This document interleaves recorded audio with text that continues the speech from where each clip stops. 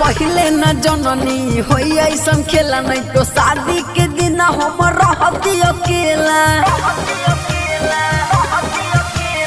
पहले न जननी होई ऐसन खेला नहीं तो शादी के दिन हम रहती अकेला। रोज रोज हम के तबाह करेला, रातों दिन हम के तबाह करेला।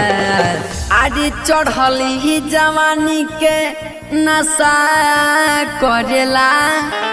ससुर जी राउर बेटिया तबाह करेला। चढ़ली जवानी के नशा करेला, नशा करेला। ससुर जी राउर बेटिया तबाह करेला। पता न कौन नशा करेला, नशा करेला। ससुर जी राउर दुलारी तबाह करेला। Recording by Sunita studio घोड़ासहर।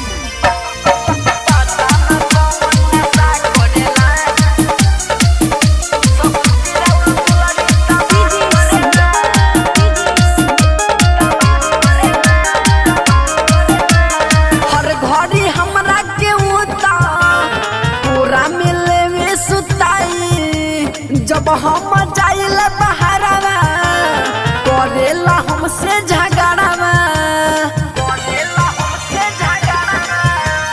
हर घड़ी हमरा के पूरा में लेवे सुताई।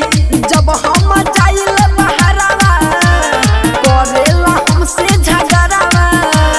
काचे उम्र में जाने का करेला, काचे उम्र में जाने का करेला।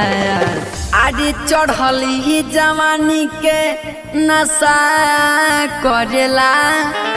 ससुर जी राउर बेटिया तबाह करेला। चढ़ली जवानी के नशा करेला, नशा करेला। ससुर जी राउर बेटिया तबाह करेला। पता न कौन नशा करेला, नशा करेला। ससुर जी राउर दुलारी तबाह करेला। Recording by Sunita studio घोड़ासहर।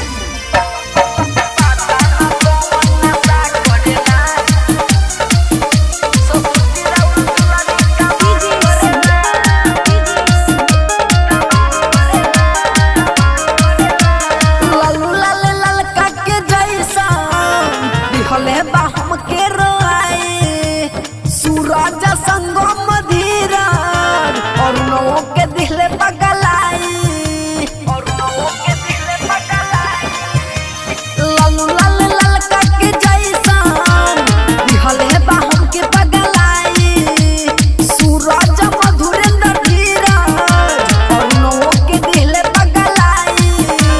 Sujit के जैसे लाशा करेला, नीरज के जैसे लाशा करेला। आगे चढ़ली ही जवानी के नशा करेला। ससुर जी राउर बेटिया तबाह करेला। चढ़ली जवानी के नशा करेला, नशा करेला। ससुर जी राउर बेटिया तबाह करेला। चढ़ली जवानी के नशा करेला, नशा करेला। ससुर जी राउर दुलारी तबाह करेला।